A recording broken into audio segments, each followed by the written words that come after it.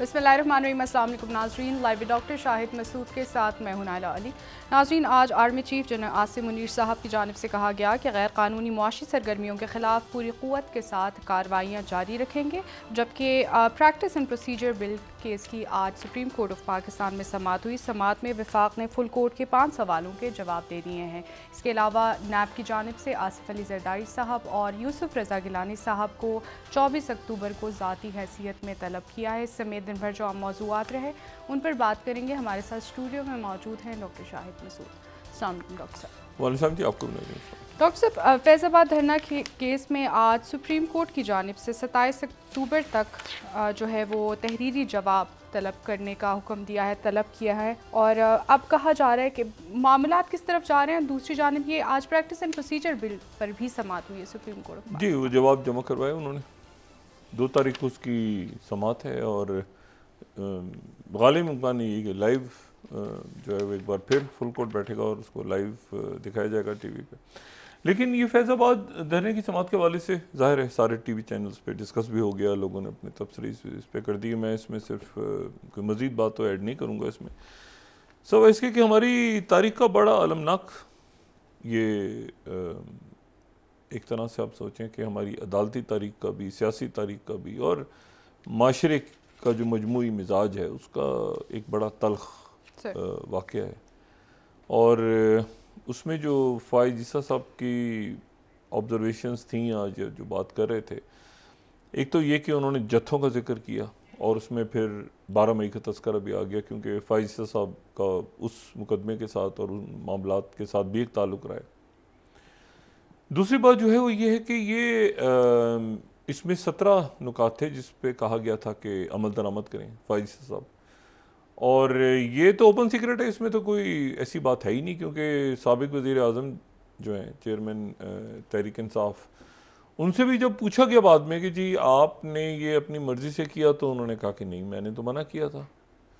तो अब उन्होंने भी मना किया था तो किसने कि आज हुकूमत जो है ज़ाहिर है कि दूसरी हुकूमत है, उन्होंने भी वापस ले लिया, इलेक्शन कमीशन ने भी वापस ले लिया, पेम्ब्रा ने भी ले लिया, IB ने भी ले लिया, सब ने ले लिया वापस। तो लेकिन मुकदमा तो वाक़या तो हुआ है ना। एक वाक़या तो ऐसा हुआ है जिसके नतीजे में वो जो उनके अहकामात थे उस वक्त जो ऑर्डर दिया था फ़ाइज़ साहब ने, उसका फिर आप देखें कि कई लेवल्स पे उसका जो है वो मुल्क को नुकसान हुआ। पहला तो ये हुआ कि जी उसके नतीजे में ये एक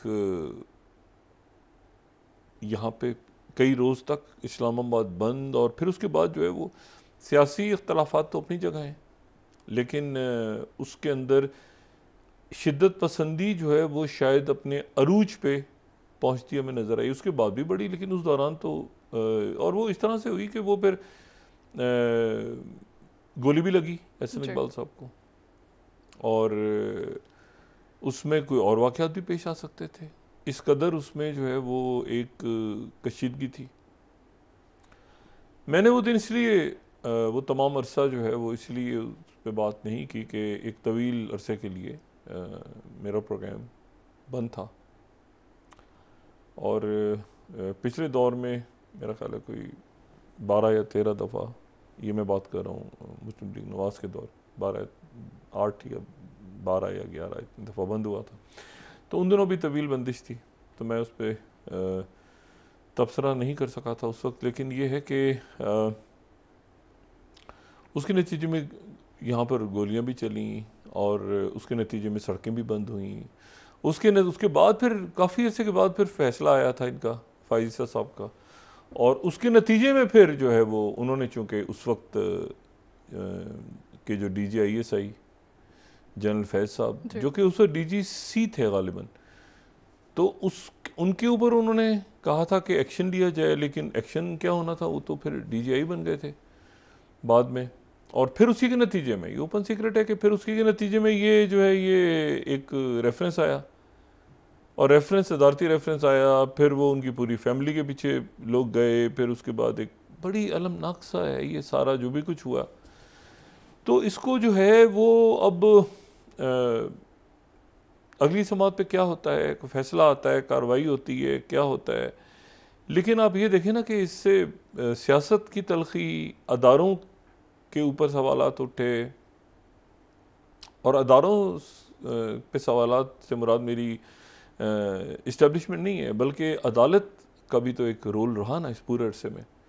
और ये मामलात पड़े रहे अपनी जगह, और ना सिर्फ पड़े रहे बल्कि वो रेफरेंस भी बन गया फाइज साहब पे, और हर एक को पता था कि क्यों बना है रेफरेंस। हर एक, मतलब आप किसी से पूछेंगे कि फाइज साहब पे रेफरेंस क्यों बना है, तो किस लिए बना है, और फिर वो ख़त्म भी हो गया रेफरेंस। लेकिन ये है कि किसी वक्त तो ये आनी थी चीज़ सामने, वो आई। लेकिन ये कि फाइज साहब को मैं इतने दिनों से अदालत देख रहे हैं, तो वो एक उन्होंने जनरल बात की। अगर आप उनके रिमार्क्स देखें ना, तो उसमें कोई, मुझे तो नहीं लगा कि अपनी ज़ात के हवाले से वो कोई बात कर रहे हैं। एक जनरल सी बात की कि भाई ये जत्थे जो हैं, फिर ये कि कौन से लोग थे, जत्थे थे, उनको इजाज़त दी गई। तो एक मजमूई तौर पे मेरा ख्याल है कि मुल्क के अंदर जो है ना, एक हमारे वो पॉलिटिकल पोलराइजेशन भी उसके बाद अरूज पे गई, फिर वो माशरे में भी एक अजीब सा इंतशार फैला। तो इसके ऊपर अब कैसे हमने काबू पाना है? तो ये अदालती फ़ैसले तो अपनी जगह मौजूद हैं। अगर आप आइन और कानून देखें और माजी के अदालती फ़ैसले देखें, तो वो तो अपनी जगह मौजूद हैं। असल तो ये कि लोगों ने उस पर अमल दरामद करना है ना। लोगों से मुराद मेरी ये भी नहीं कि कोई पुलिस या FIA या फ़ौज इम्प्लीमेंट करवाएगी। इसको तो माशरे के अंदर हमने देखना है ना कि भाई क्या हो रहा है, ठीक है। और इस तरह से वाक़यात, खादिम रिजवी साहब, अल्लाह ताला उनकी दर्जात बुलंद फरमाए, उनकी तारीफ़ की उन्होंने।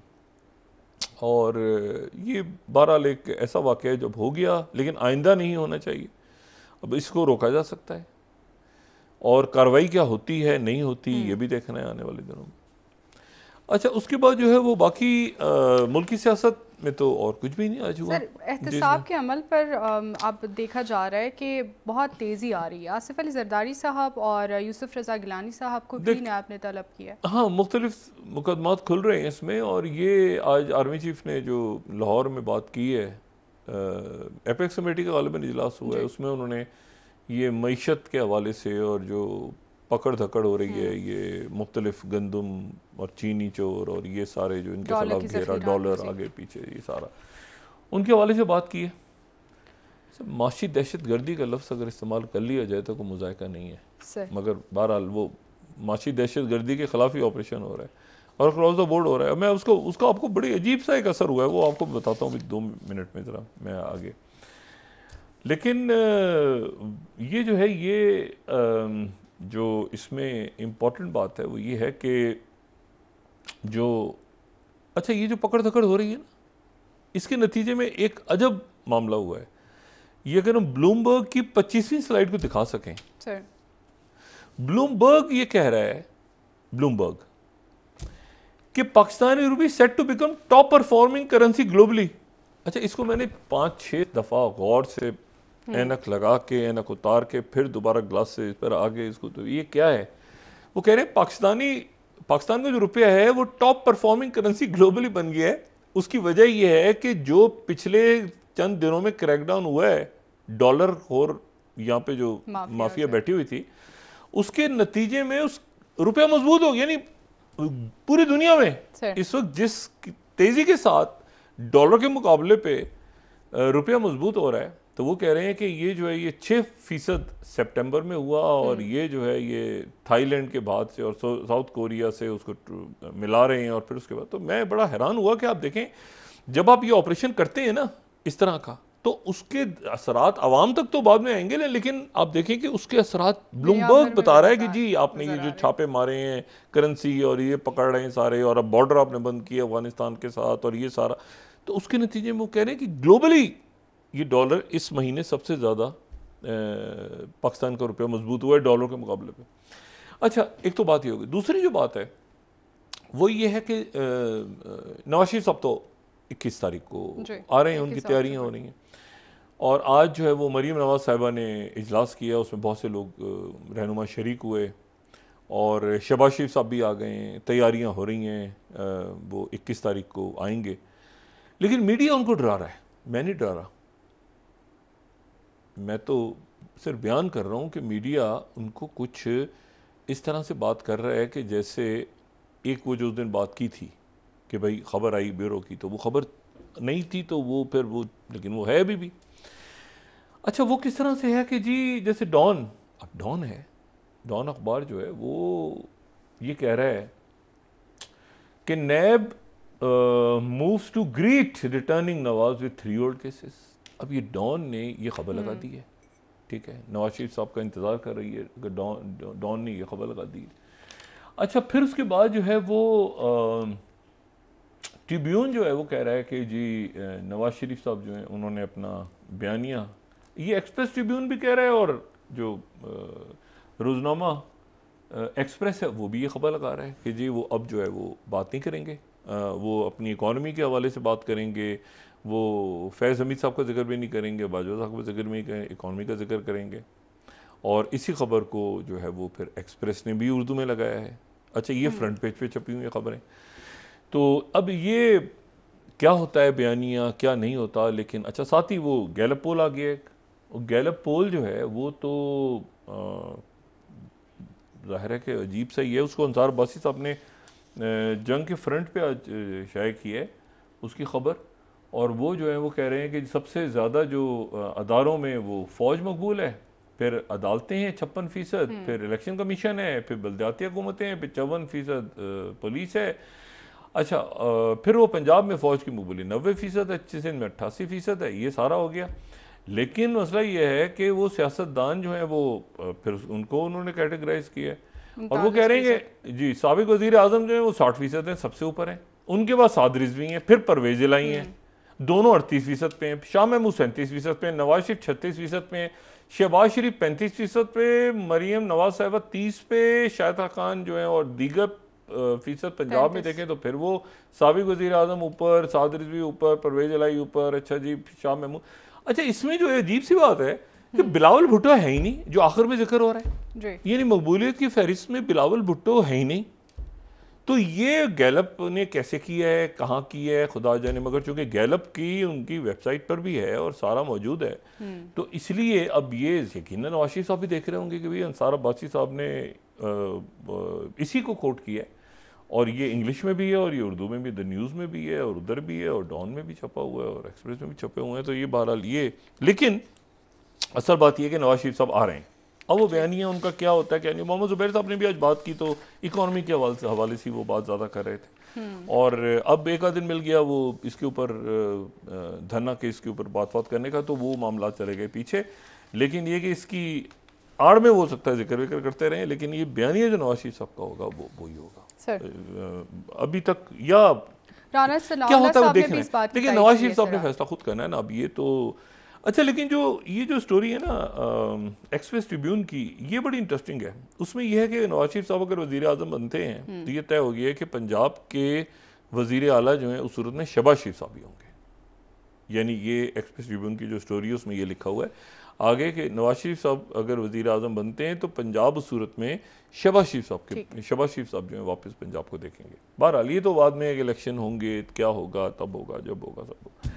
लेकिन यह है कि ये इंटरेस्टिंग डेवलपमेंट है, और ये बड़ा इंपॉर्टेंट है कि ये जो धरना केस है ना, धरना केस का कोई ना कोई फैसला होना चाहिए सर, ठीक है। मतलब इसका कहीं ना कहीं माशरे के अंदर जो बुराइयां पैदा हुई हैं माजी में, ये दोबारा ना हो, इसका कोई ना कोई डिसीजन होना चाहिए, ठीक है। देखते हैं क्या होता है डिसीजन, क्योंकि सारे ही लोगों ने वापस ले ली अपनी वो, लेकिन ये कि अदालत तो बैठी है ना, अदालत देखें उनके एप्लीकेशन वापस लेने से कोई फ़र्क नहीं पड़ता।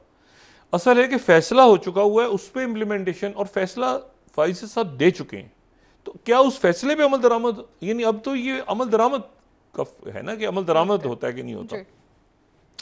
ये कोई मुकदमा तो नहीं चल रहा ना, किसी समातें होंगी तो ऐसे होगा तो वैसे होगा। ये तो फैसला है कि फैसले पे अमल दरामद होता है कि नहीं होता। ये इंपॉर्टेंट बात है। अच्छा, तो ये अब आने वाले चंद दिनों में इसमें क्लैरिटी आ जाएगी। अच्छा, मुल्की सियासत जो है वो, उसमें नवाज शरीफ साहब की आने की तैयारी ज़ाहिर है मेरे ख्याल से कि हम ये प्रोग्राम में शुरू में बात करनी चाहिए थी, लेकिन हम दरमियान में कर रहे हैं। 12 रबी अव्वल ईद मिलादुन्नबी सल्लल्लाहु अलैहि वसल्लम, सबको मुबारक हो। और अब इसके बाद जो तातीलात हैं, इसके बाद यकीनन वापसी की तैयारियां और जो भी मुल्क की मामलात हैं वो सारे किसी राह पे चलते नज़र आएंगे। इसमें लेकिन फिर वही दो चार बातें कि जैसे ये रुपए का मामला हुआ ना, अब ये इसलिए हुआ कि आपने अफगानिस्तान का बॉर्डर बंद करके एक सख्त मैसेज दिया, वहाँ पे सख्त मैसेज दिया और वहाँ पर भी समझ आई कि भाई ये मामला जो है, और साथ ही आप यहाँ पे जो गैर कानूनी वहाँ से लोग आए हुए थे उनको भेजने का इंतज़ाम कर रहे हैं। मुश्किल फैसले हैं लेकिन करने पड़ रहे हैं आपको, क्योंकि ये आप ये ऐसा होता नहीं है ना कहीं मुल्क का, मतलब अगर आपने ठीक करना है तो भाई करेंसी और ये सारे मामला तो इधर से उधर चीनी जा रही है, कभी गंदम जा रहा है, कभी डॉलर जा रहे हैं, वापस आ रहे हैं, तो एक जगह पर आपने उसको रोकना है सारे मामला को। तो ये अच्छा है कि जो गैर कानूनी वहाँ से लोग यहाँ आए हुए थे, कई लोग तो ऐसे हैं जिन्होंने दो दो मुल्कों के कार्ड बनाए हुए, कई लोग ऐसे हैं जो बाहर पकड़े जाते हैं और वो पाकिस्तान के होते ही नहीं है, पाकिस्तानी पासपोर्ट होता है, ऐसा भी उनके पास है, ऐसा भी सिलसिला कई सालों से चल रहा है। तो ये मामला मेरे ख्याल से आहिस्ता आहिस्ता दुरुस्तगी की तरफ चले जाएंगे अगर है कि इनकी तरफ ध्यान रखा गया। दूसरी जो बात है वो ये है कि एक बड़ा तारीख़ी दिन मैं इसको इस तरह से कहूँगा आज का, कि यहाँ पर एक खुद साख्ता मुल्क ख़त्म हो गया है। अच्छा, और उस मुल्क का नाम है अर्ताश रिपब्लिक। एक मुल्क दुनिया के नक्शे से ख़त्म हो रहा है। अच्छा, और ये जो फर्स्ट स्लाइड अगर हम दिखा सकें, ये अर्ताश रिपब्लिक खुद साख्ता मुल्क जिसको किसी ने दुनिया में तस्लीम ही नहीं किया, और ये 1990 की दिहाई में ये मुल्क बना, और ये पहली तारीख को ये मुल्क, इसके सदर ने कहा है कि ये मुल्क republic shall cease to exist. 1 जनवरी से सदर ने कहा है कि ये मुल्क ख़त्म हो जाएगा। यानी ये एक तारीख़ी दिन है कि सदर जो है वो एक सदारती हुक्म ये जारी कर रहा है कि ये जो अर्ताश रिपब्लिक है ये 1 जनवरी को ये मुल्क ख़त्म हो जाएगा। अच्छा, इस मुल्क को कोई मानता भी नहीं है। मसला ये है कि इस मुल्क को मानता भी कोई नहीं है, क्योंकि दुनिया जो है इस मुल्क को जानती है निगोर्नो काराबाग के नाम से। तो आज अब निगोर्नो काराबाग जो है वो चूँकि वहाँ पर लेकिन वो जो दरमियान में इलाका था निगोर्नो काराबाग का, जो कि अज़रबैजान का इलाका था, तो अज़रबैजान वो आर्मीनिया वाले, हम पहले भी कह चुके हैं कि यहाँ पे एक ज़माने में सल्तनत वो कहते हैं थी, अर्ताश किंगडम होती थी, और उसका ये ऊपर का पहाड़ी इलाका है और ये उसका दारुल हुकूमत होता था और ये सारा, तो उनके लिए आर्मीनियंस के लिए एक बड़ा, आप समझें कि ये अफसोसनाक दिन है उनकी तारीख का, कि यहाँ पर वो आए और आने के बाद वो लड़े काफ़ी सालों तक, 2 जंगें हुई, हज़ारों लोग उसमें मारे गए। लेकिन फिर ये हुआ कि वो CSTO का मेंबर बने, रशियंस मौजूद थे, रशिया ये इन्होंने दरमियान में जो ईगल पार्टनर, ये देखें ये ईगल पार्टनर थी ना, ये इनकी एक्सरसाइजेज शुरू हुई थी, ये जो 4th स्लाइड है, तो ईगल पार्टनर एक्सरसाइजेज इनकी शुरू हुई, और ये थोड़ा सा हम रिकैप कर लें तो जब ईगल पार्टनर एक्सरसाइजेज इनकी हो रही थी, जो 4th स्लाइड है, तो ईगल पार्टनर एक्सरसाइजेज इनकी शुरू हुई थी, long lasting US Armenian security cooperation जब ये हो रही थी, तो उस दौरान रॉयटर्स, ये तीसरी जो खबर है कि रशिया ने आर्मीनियन प्राइम मिनिस्टर से कहा था you are making a big mistake by flirting with West, ठीक है, और उसके बाद जो है वो उसके बाद जो कुछ हुआ वो तारीख का हिस्सा है। और फिर 6ठी स्लाइड, आर्मीनिया ने, ये अभी ये 15 दिन पुरानी, 10 दिन पुरानी बात कर रहे हैं, Armenia to exercise the US troops next week in sign of frustration with Russia। Armenia ने कहा हम एक्सरसाइज शुरू करते हैं। उसके बाद ये हुआ कि जो भी कुछ हुआ वो फिर तारीख का हिस्सा है, और उसमें जो आर्मीनिया के ही प्राइम मिनिस्टर, जो 5th स्लाइड है, उसको कोट करते हैं कि वो आर्मीनिया के प्राइम मिनिस्टर कह रहे हैं कि Putin does not plan to visit Armenia in near future, वो नहीं आएंगे, आर्मीनिया नहीं आएंगे। अच्छा, इसमें 2-3 बातें। पहली बात तो ये है कि ये हमने बात की थी कि अच्छा, टर्की के लिए बहुत बड़ी कामयाबी है, टर्की के लिए भी कामयाबी है और पाकिस्तान के लिए भी कामयाबी है। अच्छा, टर्की और पाकिस्तान दोनों के लिए कामयाबी इसलिए है कि पाकिस्तान ने तो तस्लीम किया ना, स्ट्रेटेजिकली हमेशा अज़रबैजान को तस्लीम किया, और अज़रबैजान के साथ पाकिस्तान का स्ट्रेटेजिक मामलात रहे। लेकिन इसमें जो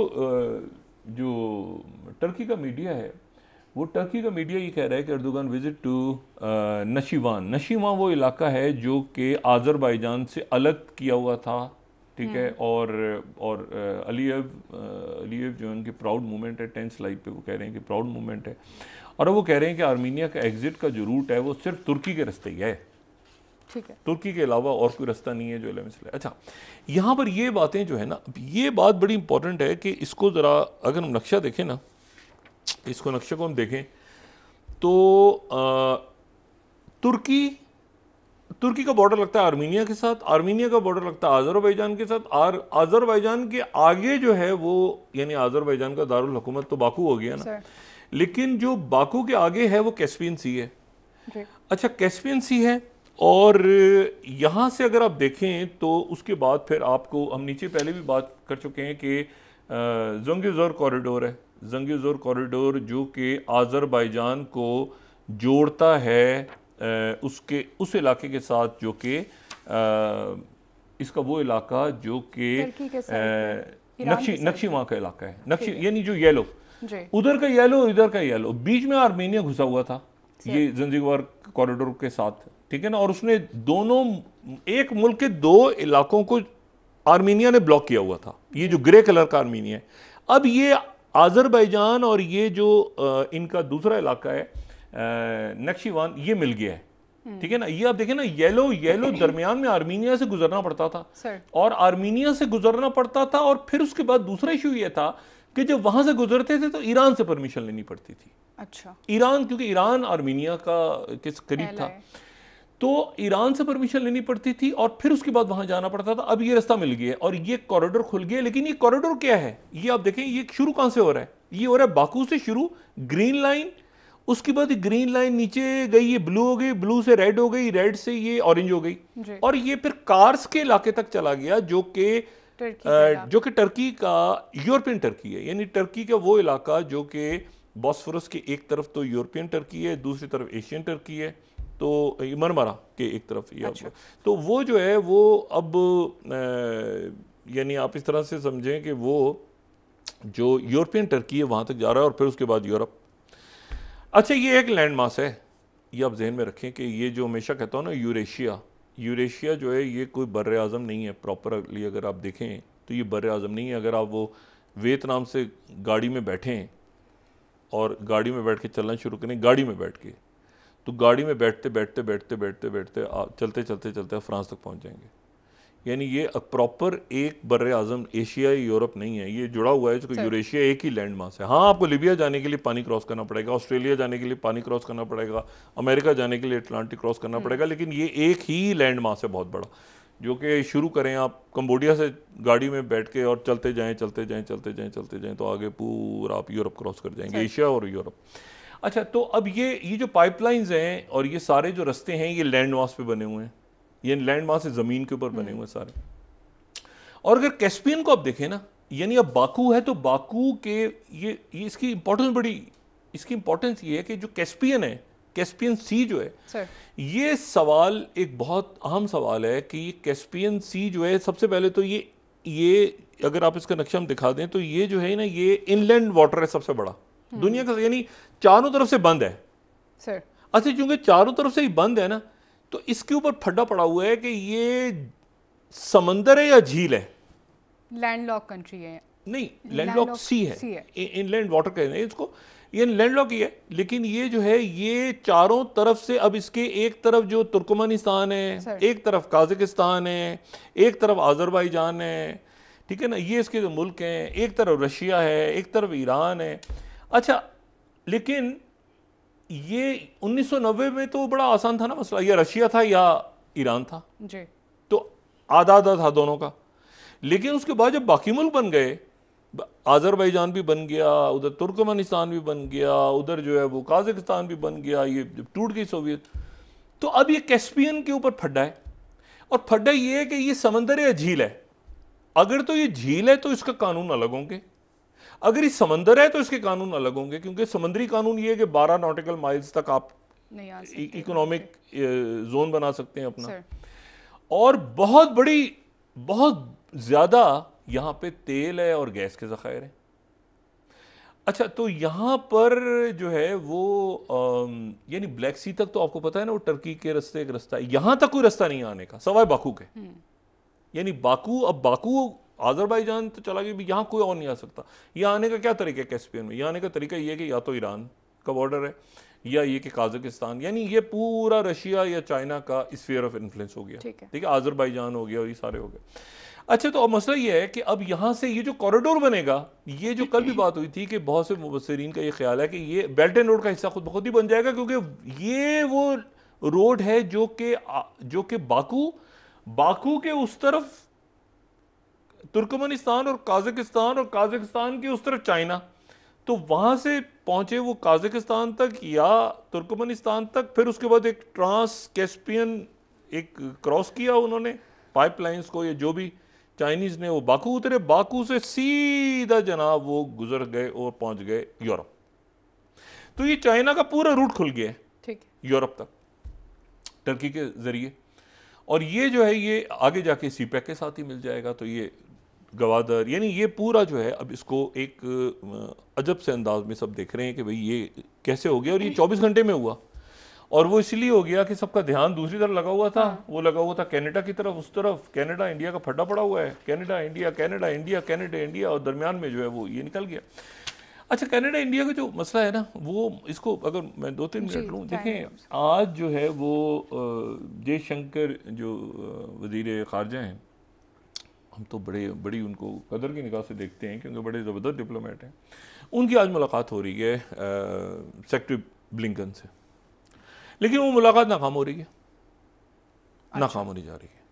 उसकी वजह यह है कि मुलाकात नाकाम इसलिए होने जा रही है कि एक तो वो मीडिया से उसके बाद बात नहीं करेंगे, मीडिया के सवालात वगैरह जो council of foreign relations New York में जो गुफ्तगू उन्होंने फरमाई है, वो मेरा नहीं ख्याल के देखें इसको डीएस्केलेट करें, इसको इन मामलात को इसकी कशीदगी कम करें। हम तो मशवरा दे सकते हैं, ज़्यादा कशीदगी का फ़ायदा नहीं है कोई लॉन्ग टर्म में, क्योंकि वापस आने के साथ ही जो है आगे कुछ है नहीं, ना कोई इवेंट्स हैं, ना कोई कॉन्फ्रेंसेज हैं, ना कुछ भी नहीं है। G20 भी ख़त्म हो गया, ब्राज़ील के पास चला गया, तो उसके बाद चाइना अपने मैप के साथ खड़ा है।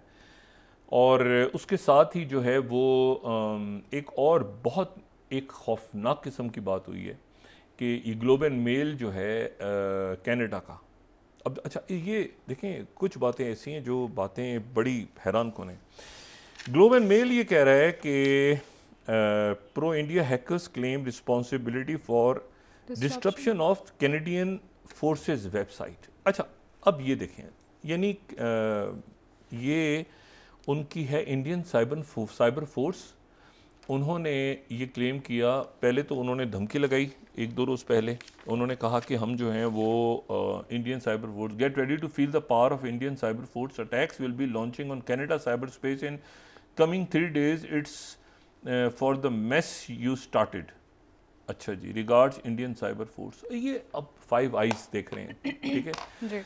उसके बाद ये इन्होंने 2 ट्वीट किए इंडियन साइबर फोर्स ने, और 2 ट्वीट्स करने के बाद इन्होंने जो है वो वहाँ पे इन कैनेडियन फोर्सेस की वेबसाइट, अब आप ये देखें ना, Canadian website has been down, cyber attack किया सर। 2 घंटे की ड्यूरेशन, 2 घंटे तक उनकी कनाडा की फोर्सेस की जो, अच्छा कनाडा की जो फोर्सेस हैं, अब उसमें एयरफोर्स भी है, उसमें स्पेशल फोर्सेस भी हैं, उसमें नेवल फोर्सेस भी हैं, वो देख रहे हैं। ये इन्होंने 21 तारीख को पहले धमकी दी कि 3 दिन के अंदर अंदर तुम्हारी हम अटैक करेंगे, तुम्हारे साइबर अटैक हुआ है ना, बड़ा साइबर अटैक क्लेम किया। उस ग्लोब एंड मेल जो है उसके बाद ये कह रहा है कि जी प्रो इंडियन हैकर्स ने जो है वो कैनेडियन फोर्सेस की वेबसाइट, उनके बॉर्डर सिक्योरिटी, उनकी फ़ौज, उनकी एयरफोर्स, उन्होंने हैक कर लिया। उन्होंने ये एक केस कहते हैं, केस बन रहा है कि आपने क्या किया। इंडिया टुडे जो है उसने फिर इसको आज बयान किया कुछ देर पहले कि Canadian army website temporary disable by Indian hackers report. ये कोई फ़ख्र की बात नहीं है, मैं बार बार ये बात कह रहा हूँ कि ये फ़ख्र, ये कोई ऐसी चीज़ नहीं है जो आज की दुनिया में आपको करनी चाहिए कि जी हम ये भी कर सकते हैं। आप ये कर सकते हैं, 5 eyes भी बहुत कुछ कर सकते हैं। मैंने आपसे कहा ना, इसीलिए वो वहाँ पर एक ऐसा माहौल बन गया है कि वो आज बात करेंगे सेक्रेटरी ब्लिंकन, और सेक्रेटरी ब्लिंकन बात करने के बाद मुझे नहीं पता कि उनकी क्या बात होती है, लेकिन इसको ये डी एक्सकेलेट करें। ये अगर डी एक्सकेलेट नहीं करते, इस कशीदगी को बढ़ाते हैं, उसका फ़ायदा नहीं है, उसका दुनिया को, पूरी दुनिया को नुकसान है। और उसका जो है वो अब देखें ना, ये फॉरेन पॉलिसी लिख रहा है, Washington is losing credibility over Canada, India spat, फिर ब्लूमबर्ग लिख रहा है US needs India to buffer China and Modi knows it. मतलब ये किसी भी तरह से, और फिर उसके बाद ये वॉल स्ट्रीट जर्नल ने आज पूरी रिपोर्ट लिखी है कि India spy agency adopted new play book before acquisition in Canada killing. ये कि जी जब आए थे तो ये फॉरेन उनकी जो रॉ है, उन्होंने नई प्लेबुक बना ली है कि दुनिया भर में किस तरह से, वेस्ट के अंदर किस तरह से लोगों को मारना है। और ये देखें ना, expanding its networks in west, UK, Canada, Germany, France, दूसरी जगहों पे मारना है। एजेंसी की हमेशा वहाँ लोग रहे हैं, लेकिन अब जो है वो सर्वेलेंस करते रहे हैं, अब उन्होंने कत्ल करनी शुरू कर दी। ये आगे लॉन्ग टर्म में ख़राबी तमाम उन इंडियंस के लिए जो कि पुरअमन अंदाज में वहाँ काम भी कर रहे हैं, रहते हैं, ज़िंदगी गुजार रहे हैं पूरी दुनिया में, और बहुत अच्छे लोग हैं। लेकिन ये मोदी सरकार ने एक अजाब खड़ा कर दिया। फिर वो ये बता रहे हैं कि जी ये जो है वहाँ पे उनके जो रॉ है उनकी, उसके इंचार्ज कौन है, और मोदी को वो डायरेक्ट रिपोर्ट करते हैं, फिर अजीत डोवाल को रिपोर्ट करते हैं। ये कोई फखरिया चीज़ें नहीं है कि आप साइबर अटैक करके एक मुल्क की फौज की वेबसाइट को, कनाडा जो 5 है, देखें ये फिर वो टिट फॉर, ये मामला जो है ना एक केस बिल्ड हो रहा है। डॉक्टर साहब, इस वक्त क्या मोदी सरकार इस पोजीशन में है कि वो एक साथ इतने मुमालिक से एकदम से दुश्मनी हो? मैं असल में ये बात समझने से कासिर हूँ कि जो प्रेसिडेंट बाइडेन ने इनसे बात की थी आके, तो देखें उसके बाद ये उससे पहले उनकी आ रही थी वहाँ से NSA आ रही थी, तो उस वक्त ये मामलात को ये ठंडा उस वक्त क्यों नहीं, इन्होंने क्या पूरी जंग छेड़ने ली है पूरी दुनिया से? अब देखिए मुझे बताएं आर्मीनिया के साथ क्या हुआ। आर्मीनिया ने हल्का सा, अमेरिका के लिए कोई जरूरत नहीं है आर्मीनिया की, वो उनको एड देता रहेगा, वो काम करता है कि वो इलेक्शन की तरफ जा रहे हैं, उनके अपने 100 प्रॉब्लम्स हैं, ठीक है ना। मुझे नहीं पता यूक्रेन, ये जंग खत्म होनी चाहिए, अल्लाह करे जल्दी जंग खत्म हो। ये सऊदी अरेबिया इसराइल का मामला अपनी जगह रुक गया, अभी ये फ्रोजन कॉन्फ्लिक्ट, अभी आगे इसमें पेशरफ्त नहीं होगी कि ना सऊदी अरेबिया अपने स्थान से हट रहा है, ना इसराइल हट रहा है। कल भी मैंने बात की थी, अभी अपनी जगह रुक गए सारे। मसला ये है सारा कि इस पूरी पिक्चर में वो निकल गया निगोर्नो काराबाग। मुझे बताएं कि इस वक्त अब ये फिर दोबारा सर्दियां शुरू हो रही हैं, ये वो मौसम है सर्दियों का जो कि फिर वही पहाड़ों के ऊपर और ये लद्दाख और ये मामलात अगर, और चाइना को भी पता है कि अमेरिका कहाँ खड़ा है इस वक्त, कहाँ खड़ा होगा। कनाडा के साथ आपको पता है कनाडा ने बड़ा स्ट्रॉन्ग स्टांस लिया था जब चाइना ये मतलूब लोग थे अमेरिका को, तो कनाडा ने बड़ा साथ दिया था वहाँ।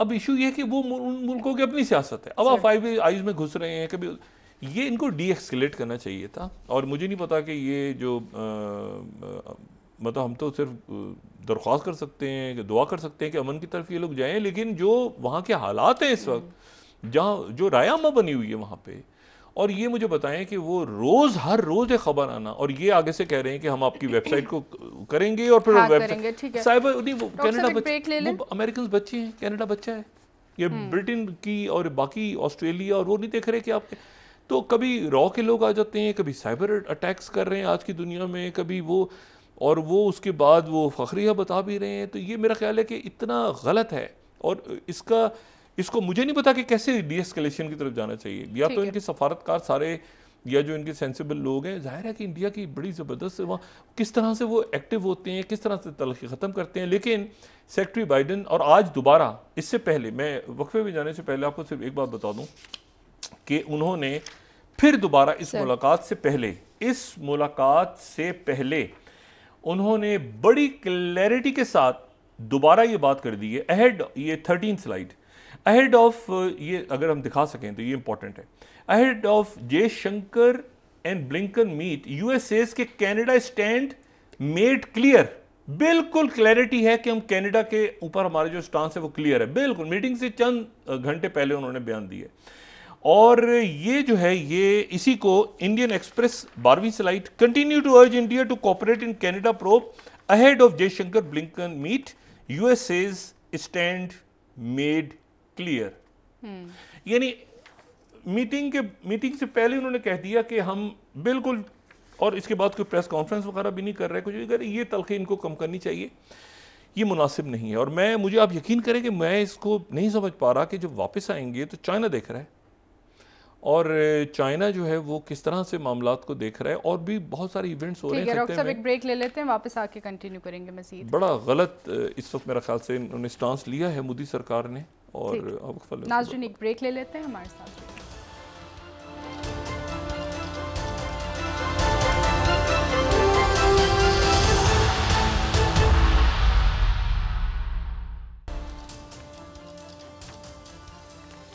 वेलकम बैक नाज़रीन। जी डॉक्टर साहब, बात कर रहे थे आप खित्ते की मामलात पर। आपने बात की कि भारत इस वक्त जिस तरह से महाज खोले बैठा है, और बहुत सारे ऐसे महाज हैं जिनको वो कंट्रोल भी नहीं कर सकता, लेकिन इस वक्त भी उनके पास कोई डिप्लोमेटिकली कोई सोल्यूशन मौजूद नहीं है सिवाय बयानबाजी। आज मीटिंग है, और मीटिंग के नतीजे में क्या उन्होंने पहले बात कह दी है कि हमारा स्टांस बिल्कुल क्लियर रहेगा, और देखते हैं कि वापसी के बाद या आने वाले दिनों में डीएस्केलेट किस तरह करते हैं अपनी तरक्की को।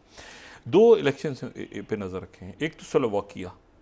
स्लोवाकिया एक मुल्क है यूरोप, सेंट्रल यूरोप का मुल्क है, और सेंट्रल यूरोप का जो है वो है क्या कहें, लैंडलॉक मुल्क है, ठीक है। और अगर स्लोवाकिया का नक्शा हम देखें तो उसके एक तरफ पोलैंड है, एक तरफ हंगरी है, एक तरफ ऑस्ट्रिया है, एक तरफ यूक्रेन है, एक तरफ चेक रिपब्लिक और एक तरफ पोलैंड है। अच्छा, ये स्लोवाकिया जो है ना जी, ये वो है जिसको चेकोस्लोवाकिया कहते थे पहले। तो अच्छा।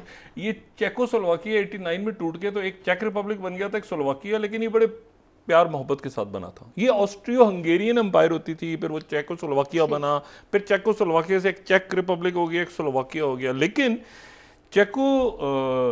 चेकोस्लोवाकिया तो टूट गया, लेकिन जो चेक रिपब्लिक है वहाँ पर इलेक्शंस हो रहे हैं 30 तारीख को, और उन इलेक्शंस की इंपॉर्टेंस ये है कि वहाँ पर जिस बंदे के ज़्यादा जीतने के चांसेस हैं वो रशिया के बड़ा करीब है।